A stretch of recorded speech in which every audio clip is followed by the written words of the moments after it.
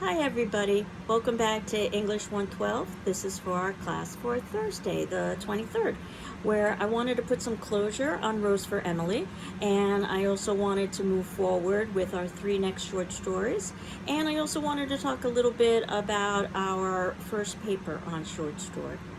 So with Rose for Emily, a point that I didn't have a chance to make in regards to the story is the narration. And you need to read very carefully in order to pick up on this. And we've talked about this in previous classes about the need to read for detail. But we are told the story through the we. It is basically the community that is narrating this particular tale. And there always is a difficulty when we are getting narration through one perspective because there can always be subjectivity, there can always be bias. We never get Miss Emily's perspective, and I suspect it would be very different. And we never get Homer's perspective, and if we did, I suspect it would be very different. Just like when we were reading The Sorrowful Woman, what a different story it would be if we were reading about the sorrowful man and the husband's perspective, or the sorrowful child and the child's perspective. In this instance, William Faulkner very deliberately wanted us to focus on Miss Emily, not just as a literal individual, but also as a symbol of a fallen Southern aristocracy. But if we look at the way the story is told, we can perhaps learn more about the community than we can about Miss Emily herself. They come off as very petty and self-centered. They are filled with gossip, and in some ways they treat Miss Emily the way that perhaps in the United States we treat celebrity. This sense of awe and respect, and also somewhat a feeling of intimidation, and some delight at the fall that results. I think it's quite telling when the community thinks that she's going to kill herself, nobody intervenes. They just wait to see what's going to be happening. And the fact that even at the beginning, we're told that when the town went to her funeral, mostly through a sort of respectful affection for a fallen monument.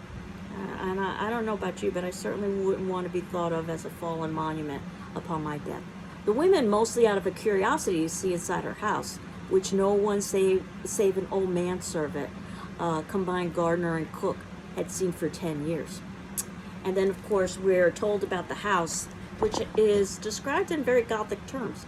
It was a big squarish house that had once been white, decorated with cupolas and spires and scrolled balconies in the heavy, lightsome style of the 70s, and had once been one of the most select streets. But now there was only decay, and there had been infringement by things like gasoline pumps, and that's supposed to represent progress.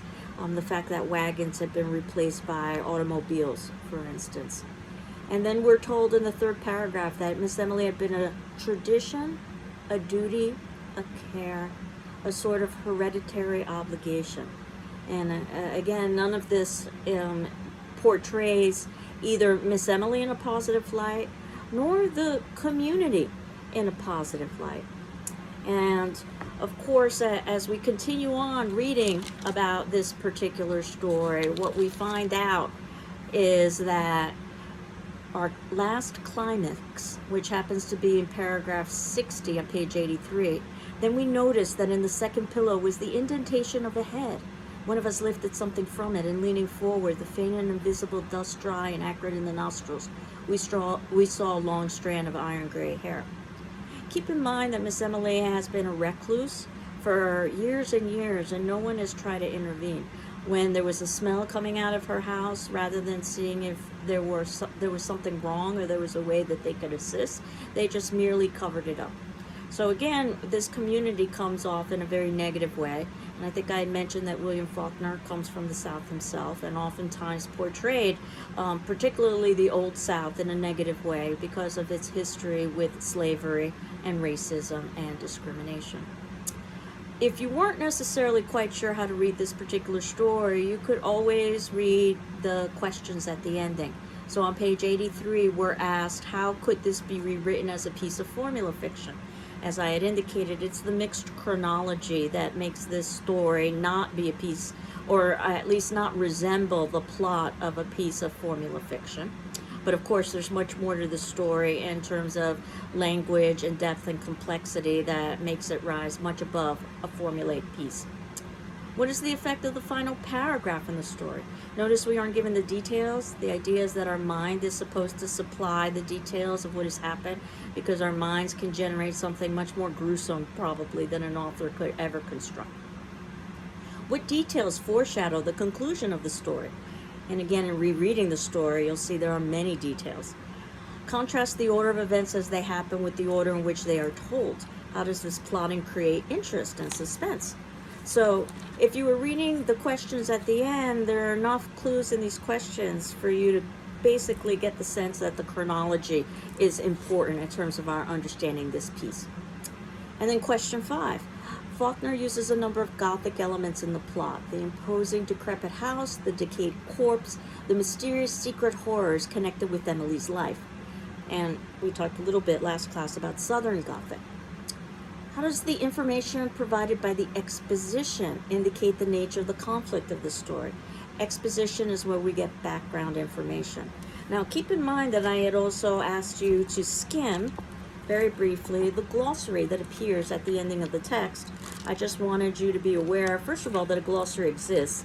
It's one of the resources that's there to help you. In my edition, it begins on page 1716.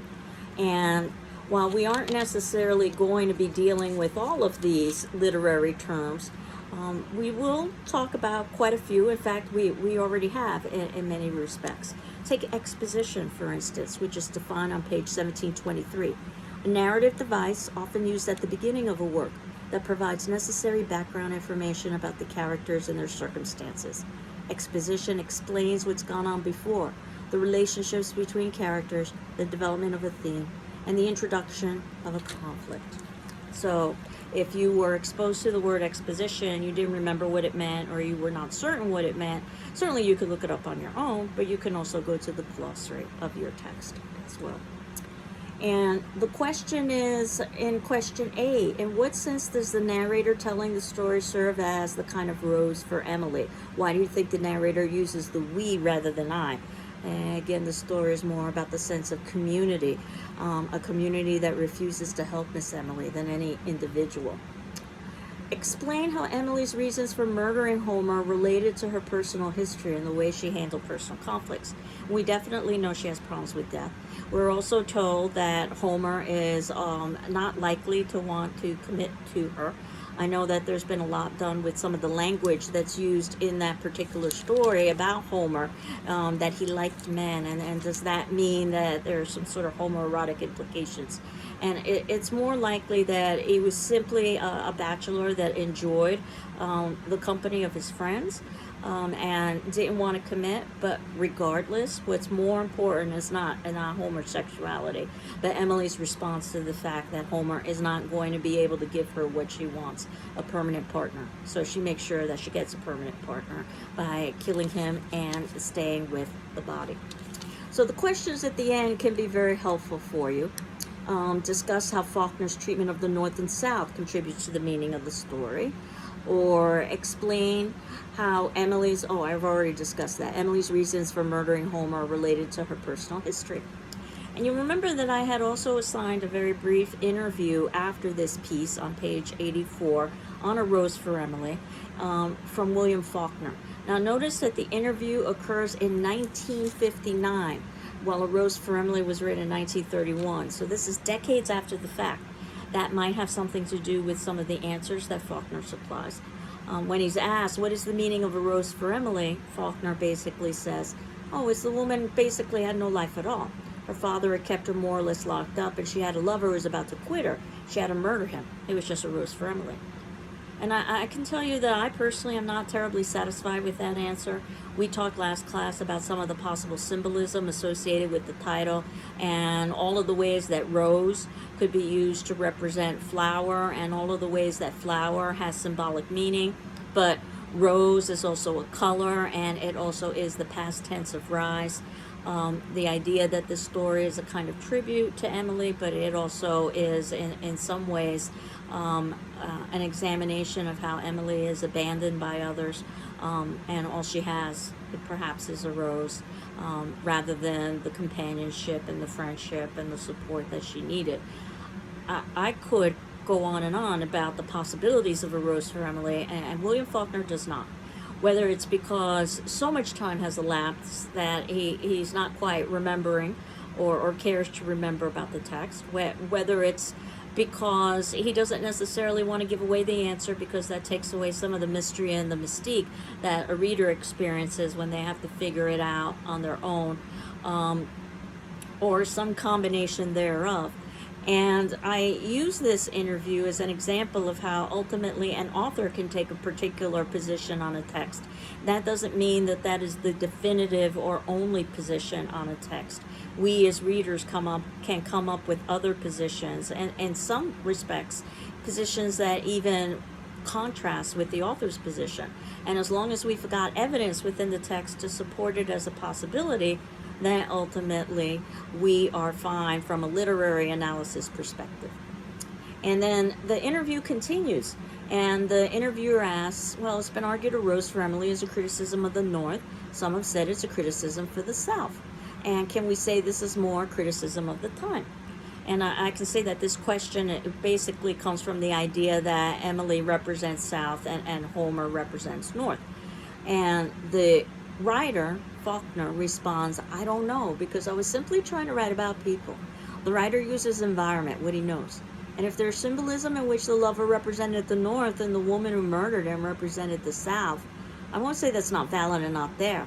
But it was not the intention of the writer to say, let's see, I'm going to write a piece in which I will use a symbolism for the North and another symbol for the South. He was simply writing about the human heart, the human aspiration, the conflict of conscience with glands, with the old Adam. It was a conflict not between North and South as, well, God and Satan. And I remember the first time I read this, I was quite interested because I had never really thought of it in that way. Seems the interviewer feels the same way. It's asking just one more thing about that. You say it's a conflict between God and Satan. I don't understand what you mean. Did one represent the, and Faulkner's response is the conflict was in Miss Emily, that she knew you not murder people. She had been trained, you do not take a lover, you marry. You don't take a lover. She had broken all the laws of her tradition, her background, and finally she had broken the laws of God too, which says you do not take human life. And she knew she was doing wrong. That's why her own life was wrecked. And in the end, what Faulkner says is that this is a ghost story. Emily is haunted by the ghosts of the past. And in some ways, that also is reflective of the Southern Gothic. We may not necessarily have a supernatural ghost, but in some ways, as Emily Dickinson says, one need not be a chamber to be haunted, which happens to be one of my favorite lines from Emily Dickinson. And eventually we'll get to Emily Dickinson. So that was a Rose for Emily, and I wanted to draw your attention to a handout that I've included in our syllabus and other documents folder. And it happens to be about your first paper, which isn't going to be due for a while, but I wanted you to begin thinking about possible topics. Paper number 1, as well as paper number 2, I can tell you, but paper number 1 will be a critical paper. In other words, you should not be consulting outside resources. You don't need to do outside research. That said, if you have your heart set on writing a research paper, do come talk with me, because I try to maintain a certain level of flexibility. But the idea behind this class, or part of the idea behind this class, is to teach you how to read literature so that you don't necessarily have to rely on other people's interpretations. You can come up with some valid interpretations of your own. Paper length, approximately 4 to 5 pages, but as long or as short as it needs to be in order for you to write a good argument. But I think the 4 to 5 pages, double-spaced 1-inch margins, should be the ballpark. And what I've done is I've tried to create topics for the short stories that we've been reading. But you can write on your own topic. If you choose to write on your own topic, approve the topic with me before you begin any serious composing. And it's always a good idea to actually talk with me before you do any serious composing of anything, because I might be able to direct you. And I wanted you just at this point in the semester to think about these topics that I'm suggesting to you, and perhaps consider other topics of your own. And then as the semester progresses, we can talk more about actually constructing the paper itself.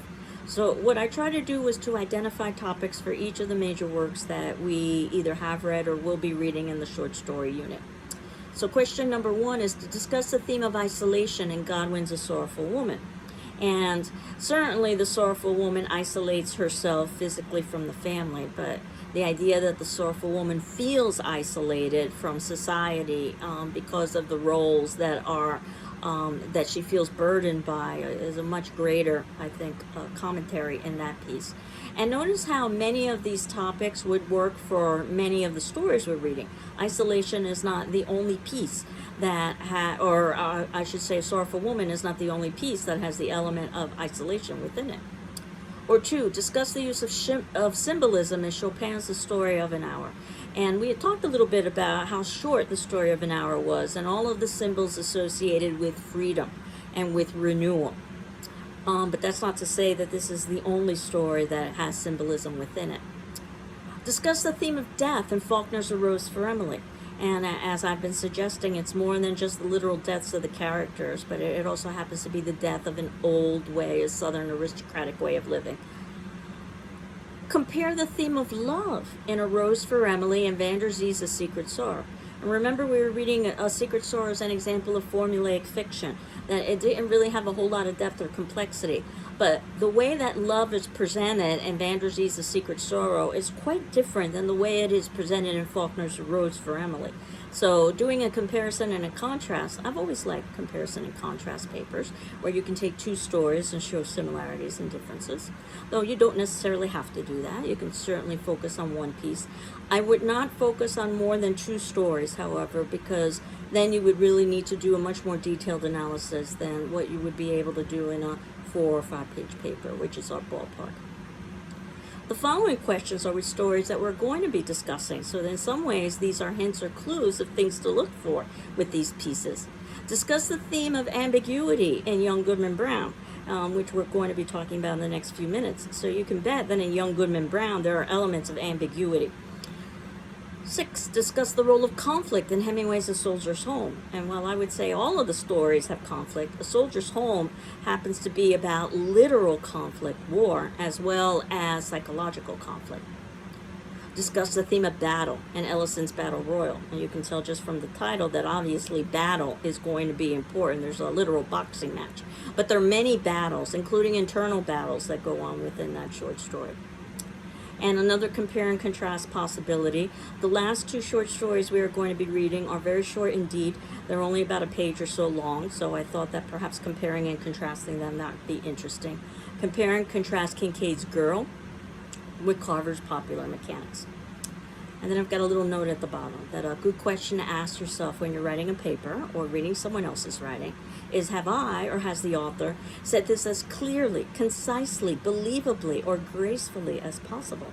And you can see immediately following that in parentheses, I've got the author's last name and the page number. And if I were to continue and offer a works cited page, I would, in my works cited page, give you all of the information from that author Biddle so that you could find that original text. Go to page 9, and then you could look up that quote yourself. This is called the MLA, or Modern Language Association, System of Parenthetical Documentation. This is the system we're going to be using in class when we are quoting from whether it be the short stories or the dramas or the poems that we will be reading. And I'm hopeful that this is something that you discussed in your earlier English class, but we will also discuss it as well as we begin talking a little bit about the construction of a paper, where basically within the quotation marks is the exact language of the original source, and then immediately following that closing quote mark, you've got a parentheses. And within the parentheses, you're indicating those pieces of information that a reader would need in order to determine where the quote comes from. And the key is to put the least amount of information necessary in those parentheses. And then ultimately the reader turns to the very ending of the paper, and then they find in detail all of the elements associated with, let's say, author, such as the title and publisher and place of publisher and things of that nature. But as I said, we'll talk about this as the semester progresses. But I just wanted you to keep this in the back of your mind, these possible topics. And notice they're very broad topics. The point of the topic is to help you come up with the thesis. And that's something that you do when you find that specific argument, that main idea about the text that you are going to be arguing about throughout your paper. And you'll keep in mind that there were some examples of this in our earlier set of readings when we began the semester, and I'll also refer to these as well as the semester progresses. But what I wanted to do was to talk about 3 short stories. I probably won't be able to talk about them all in depth, so that I will continue on next class. Young Goodman Brown by Nathaniel Hawthorne, 1835. That happens to be on page 321 of the text that I've signed for class. Or you can use the web link that I included. And then, in addition to Young Goodman Brown, we've got Soldier's Home by Ernest Hemingway, 1925, and that's on page 162, and I've also included a link. And then finally, Battle Royal, which happens to be from the text Invisible Man in 1947. That's on page 227, and again, I've included a link. And you can see in the notes below, what I've tried to do was to give some points that are important with all 3 short stories, and then I can revisit those short stories next class in some more depth. But basically, Young Goodman Brown is an allegory, which means that it's a story that's representational. It's figurative. So we can read it literally, but we should also read it symbolically, and those symbols are much more universalized than we might find in other texts. So faith, for instance, in Young Goodman Brown doesn't just indicate his wife, who happens to be named Faith, but it also represents his faith, Goodman Brown's faith in humanity and Goodman Brown's faith in religion. Think about something like young in the title Young Goodman Brown, and all of the associations with youth, which could be innocence, but also it could represent being naive. And I think both of these are exemplified in the text. Goodman would have been a title at the time, much like Mr. or Miss in our own time period, but it also represented a good man. And this is part of the Puritan tradition. It's important to know a little bit about Puritanism, very strict religious doctrine during the time in which the world was seen in absolutes, either absolute evil or absolute good, and no in between. And the story of the Puritans is actually rather interesting in that they were persecuted in Europe, so they came to America and they formed New England, and that's where we are, New England. And then what did they do? They began to persecute individuals who didn't follow their philosophies. How's that for hypocrisy? And the witch trials are probably some of the greatest examples of this. And again, centered in New England, specifically Salem, which is where Young Goodman Brown is taking place in. And there are references to Salem witches in this story. So Nathaniel Hawthorne was quite aware of the history of the time period. Brown. You know, if this was Young Goodman Gray, I'd probably say something that the story isn't black or white. It's filled with ambiguity. Ambiguity means that there isn't a clear position. And when we talk about Goodman Brown, usually we talk about the story in terms of the inability for us to be able to determine definitively whether or not the events have actually occurred to Goodman. Did he see a witch meeting? Or was it merely a figment of his imagination, or was it a dream? And I can tell you, when we go through the story next class in depth, there are an equal number of pieces of evidence to prove both sides. In other words, it is ambiguous as to whether or not these events occur or not. It is unclear. Because the whole point of the story is not whether or not the witch meeting happened. The whole point of the story is, how does the witch meeting change Goodman? In other words, how does he lose his faith? And the message for us is not to become a bitter and dark and distrustful individual, the way Goodman does, when we realize, and all of us will inevitably realize, that there is sin in the world, and even within ourselves, even though the Puritan doctrine might have argued otherwise. However, we don't get Goodman Gray, we get Goodman Brown. But if you think about Brown and the associations with soil and how this story takes place in the wilderness, I think that works very nicely. And just the idea that Goodman Brown is soiled, or that humanity is soiled or filled with sin, works very nicely. That doesn't necessarily have to be the only significance for Brown. Brown is also a very common surname, so one might say that this is a common journey or story that all of us have to take. It's a kind of coming of age story where we have to basically lose our innocence and realize some of the harsh truths of life, that everyone has faults and frailty within them. But regardless, when we start thinking about the story holistically in this way, that the idea of the wilderness is not just literally the forest, but something that's wild and untamed, that when Goodman is on this road is literal, but it's also the journey of life that we all take. I think the story becomes much more interesting. Notice how it's at sunset, and we've talked about the times of day with descent and darkness and what that could represent. And also the idea of this couple being newlyweds, again, kind of representing the idea of being innocent or naive, and they have to come to the reality or the conclusions of reality that they are going to be uncovering, or that certainly Goodman is going to be uncovering. They've been married just for 3 months, and 3 is a very powerful symbol, especially from the Christian perspective when we wanted to think about Trinity. And this traveler that Goodman finds, who in some ways looks like Goodman, could be literally the devil, but it could also be a personification of Goodman himself. So those are some of the things to consider with Goodman Brown. And as we continue on and we think about sin and hypocrisy, and how in this story, all of the leading men, basically, for the most part, but all of the leading citizens of the society are citizens that Goodman encounters. Church leaders, including Goody Cloyes, happens to be female. And that is important for Goodman because Goody Cloyes taught him his catechism, which means that she was a Sunday school teacher. And how could she be on this journey of evil? Politicians and professionals and widows and family members, and Goodman himself. And that's important, that Goodman is not above all of this. Goodman goes on this journey even though faith tries to hold him back, literally and figuratively. So he knows there's something dark about this. And the lesson to us, again, is about not just Goodman, but humanity and religion as a whole. So I wanted to move forward to Soldier's Home, which was a more contemporary piece, and probably in some ways is an easier read because the language is much more accessible. Ernest Hemingway tends to be a favorite of readers because he tends to be very concise with his writing and very direct. And notice how much of his writing is made up of dialogue, which is usually easier to read as well. And when we talk about Soldier's Home, one of the major questions is, what is home? What is the difference between a house, the place that, is built for habitation, and a home, the place where you feel loved and wanted? And as we're introduced to Krebs, he is not home. Even though he is back with his family, he does not feel understood or loved or wanted. And notice how often he's referred to by his surname, Krebs, which, by the way, means cancer in German. One might say that's what war is, a kind of cancer.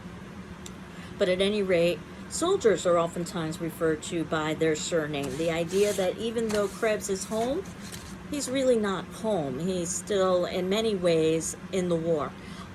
At the time, it would have been known as shell shock, what we call in our current time PTSD, but there was very little understanding at the time of it, and one might argue that there still is much to be understood in our own time about it.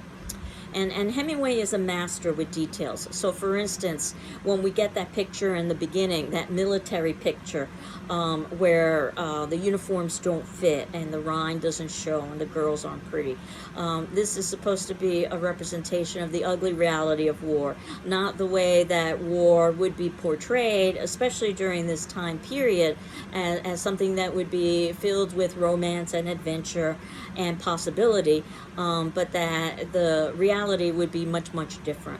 And note the contrast with that with another picture. Again, Hemingway is brilliant with his details of Krebs and his fraternity, and they're all wearing the same size collars. The idea that Krebs is used to military, and that ultimately he is also used to being part of a group and not having much in the way of individuality, which is oftentimes why the surname is used in the military, to remove individuality. Krebs questions religion, which one assumes would be somewhat unusual for someone like Krebs, because he went to a Methodist college, and it seems that religion is an important element within his family, certainly for his mother, and she asks him to pray, and he says that he can't. And again, we assume that all of his responses are in relation to the way he has been traumatized because of the war.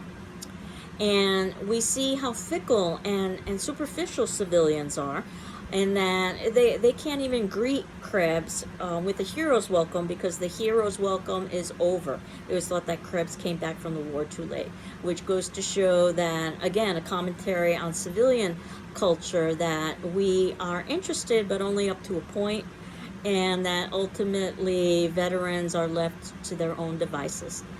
And we see how Krebs basically is spending time with very isolated, solitary activities. He's reading, he's eating lunch at home, he's practicing the clarinet, and he's also playing pool.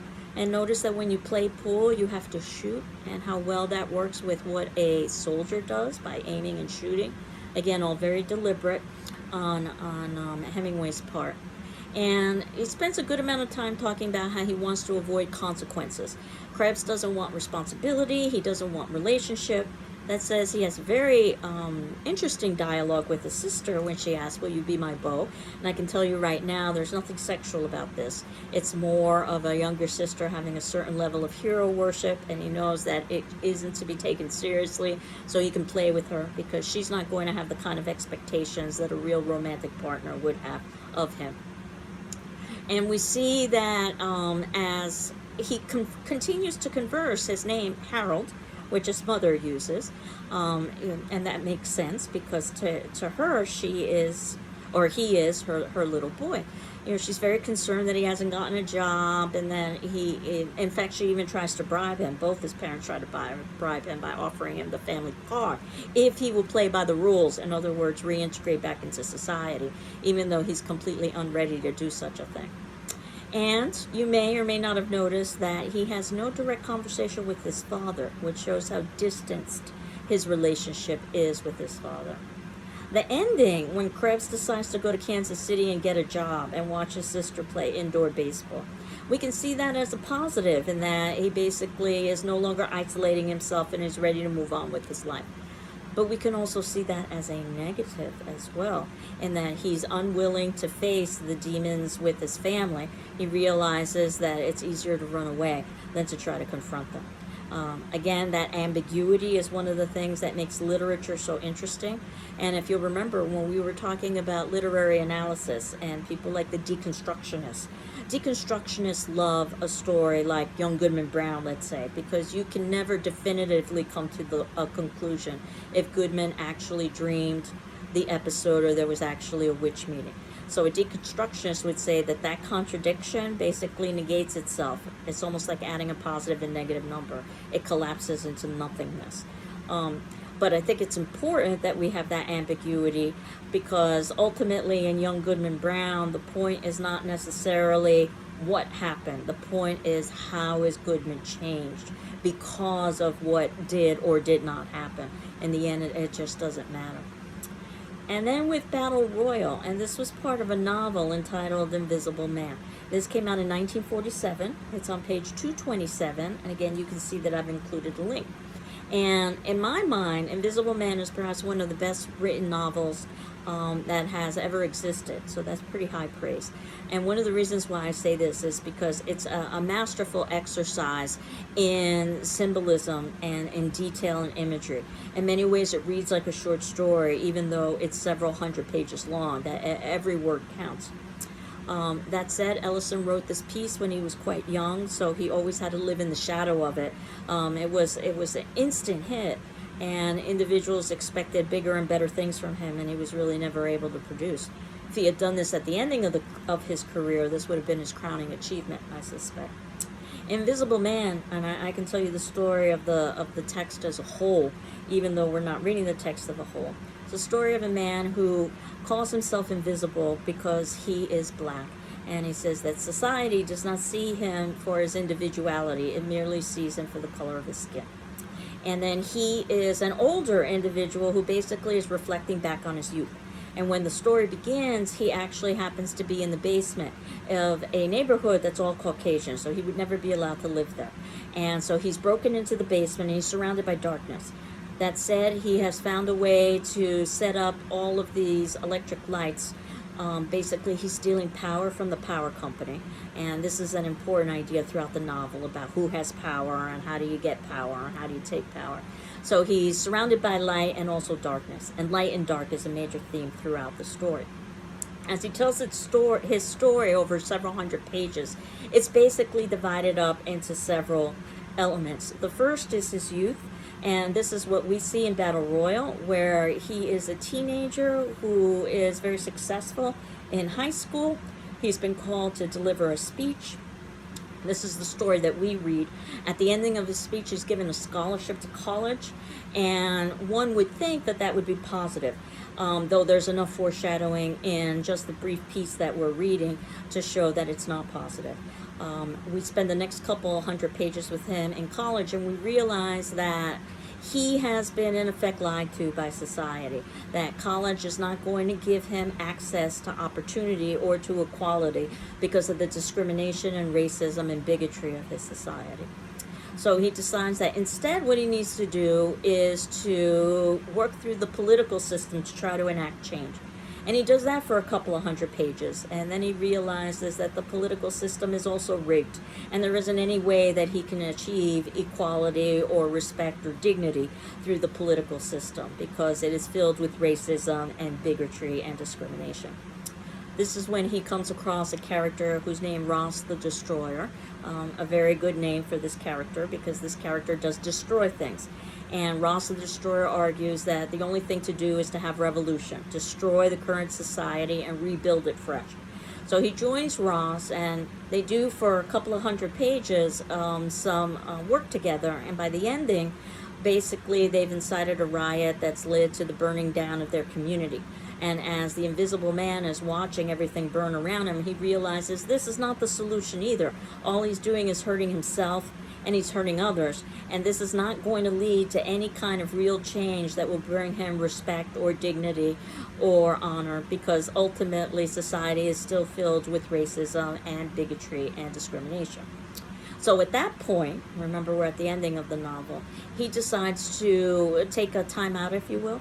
He goes to an all-Caucasian neighborhood and breaks into a basement, a place where he would never be allowed. So basically the ending of the novel is the same as the beginning of the novel.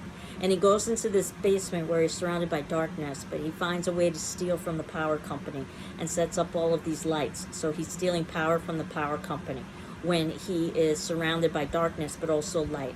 And he talks about how he's hibernating, and that ultimately he will be leaving his hibernation, but at this point he's taking time to contemplate. And this is how the novel ends. So we don't necessarily know if the Invisible Man will ever be successful in his quest, but the assumption that he's hibernating suggests that there's something more to come. And I've always liked this ending because Ellison basically has put it in our laps as readers, especially when this was written in 1947. And think about what a different society it was during that time period. To ask us, how is it that you achieve equality in a society that is filled with inequality? So the answer doesn't rest with Ellison, the answer rests with all of us as readers. And might I suggest that it was texts like this that helped to bring about things like the civil rights movement of the 60s? So this piece that we're reading, Battle Royal, is the opening chapter of that novel, and it's the adult narrator reflecting on his youth and talking a little bit about how his grandfather gave a deathbed confession, saying he was a spy in the enemy's country. He lived with his head in the lion's mouth, and he overcome them with yeses. And everyone is stunned by that and doesn't quite understand, because the grandfather was quite meek. But basically what the grandfather was trying to say is that this was all an act. He was pretending to be meek so that he could get into the enemy territory, much like a spy does, so that he could have the possibility of trying to overthrow. That he was living with his head in the lion's mouth because he was always with the enemy, and the enemy could have consumed him at any point. he was overcoming them with yeses, basically seemingly to be agreeable to anything that Caucasian society wanted by showing himself to be humble. But in the reality of it, he was really trying to find a way to overthrow. Now, here again, very similar in some ways to Young Goodman Brown, the leading citizens, but in this instance, it's all male. The leading citizens of the town are here to watch this very humiliating and degrading boxing match that the Invisible Man is forced to participate in before he's allowed to do what he believes he is called to do in this venue, which was to read his graduation speech that had received lots of accolades. And we see the use of the N-word, and we see horrible brutality and physical violence. It's very visceral. In this respect, it's very uncomfortable and difficult to read. So you can only imagine what it would have been like to be an African American in this particular time period. We are introduced to a woman, a naked blonde, who basically is objectified for the entertainment of the men. So the issue of sexism is just as important in this text as is racism.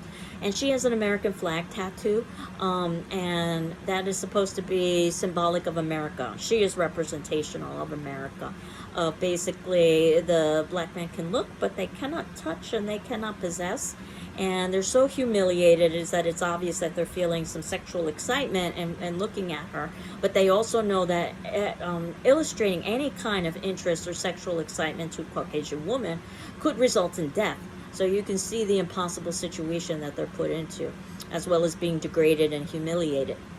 Lots of black and white imagery here. Just think about the idea of the white men wearing the tuxedos. Tuxedos themselves are black and white. Them smoking the black cigars, in some ways, much like the way that they're trying to consume African Americans or use them for their own pleasure. The scholarship that the Invisible Man gets is wrapped in white tissue paper. So over and over again, we're going to see references to black and white. And this boxing match isn't just a literal boxing match, but it's a metaphor for all of the societal battles that people of color experience, and also for the internal personal battles, because the Invisible Man talks about that he himself is struggling with understanding what his grandfather was saying, and that he basically had to go to college and experience continued discrimination and humiliation to understand that the promise of the American dream, equality, is a promise for just a very few. Based on gender, based on ethnicity, based on socioeconomic status, based on religious preference. And as we continue to go through all these categories, it's a very, very narrow slice. So the other boxer that the Invisible Man is left with, after all of the other boxers are basically eliminated, is the best boxer. And this was all planned so that the Invisible Man would be left with this boxer. And the Invisible Man tries to argue with this other boxer, that they should try to fix this so that they can ultimately fix the fight and end it so that they don't have to continue on. And the other boxer refuses, and the Invisible Man is stunned. It's like, why would you want to participate in this? And basically the boxer says he's doing it for himself because this is the only way that he can gain any kind of pride or respect is through winning this match, because everything else is filled with degradation and humiliation, even though the match itself is also an example of that. The fake payment where the boxers are supposed to be paid and they're not. Instead, there are tokens on an electrified rug. Again, the idea of power and electricity. And they find out that these tokens really are valueless. It reminds me so frequently of what happens with the disenfranchised, where they oftentimes are fighting for the crumbs, so to speak, rather than trying to overthrow those who are in power. And I think we definitely see that in this section of this story, even though at one point the Invisible Man, and he says he's stunned by it, he tries to knock over the chair of one of the drunken spectators, and that could lead to very severe consequences for the Invisible Man. And then in his graduation speech, which he finally does give, and no one is really paying attention to until he makes a horrible mistake, or at least from their perspective, it's a horrible mistake. He's supposed to say social responsibility. Instead, he says social equality. Now, if you've ever studied any psychology, then you might know the theory about misstatements, and that oftentimes that they aren't accidental, they just are reflections of our subconscious. But whether this was deliberate or accidental, the Invisible Man has said social equality, and that leads to a huge uproar. And of course, the Invisible Man backpedals with this, gets his scholarship, and goes home, and underneath the portrait of his grandfather, notice how that illustrates that the grandfather is always looking over the Invisible Man. It's almost like in Miss Emily when she's talking about the crayon portrait of her father. Crayon just being an artistic medium, not necessarily Crayolas. And in other words, that her father is dead for Miss Emily, but he's always present as well because his portrait is always there. But at any rate, the Invisible Man, talks about that he has a dream that evening of his grandfather, and that this dream ultimately is of a circus. And I can tell you that this dream is negative foreshadowing of what's going to be occurring later on in that novel, if we were to read it in its entirety, Invisible Man. That the grandfather refuses to laugh at the clowns. In other words, the grandfather refuses to do what he's expected to do. And that basically those around him are clowns. One might say that this is society as a whole. And then ultimately as well, the grandfather gives him an envelope that has an envelope within it, that has an envelope within it, that has an envelope within it. Reminds me of those nesting dolls. And the Invisible Man tiredly goes through all of them, and then there's the last one where it's told, or he's told, keep this end boy running. And again, the idea is that the grandfather, or perhaps the Invisible Man's subconscious, or a combination of the two, are trying to tell the Invisible Man that he really is not going to be given hope and opportunity purely because of the color of his skin.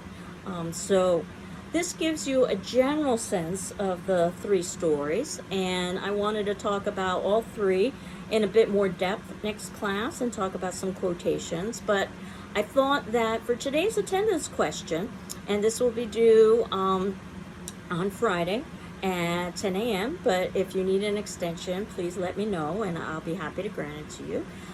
Which of the three stories, Young Goodman Brown, Soldier's Home, or Battle Royal, did you dislike the most and why?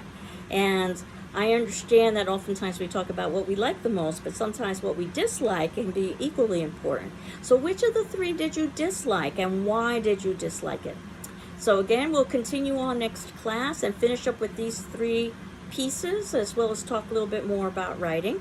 And note that I do have a catch-up class embedded in our short story unit, so if necessary we can use that catch-up class to finish up with short stories and be able to talk about writing journals and also papers about short stories before we transition over into our next unit, which happens to be drama. So I hope you're all doing well. I'm doing well, and we will continue on next class. Take care. Bye-bye.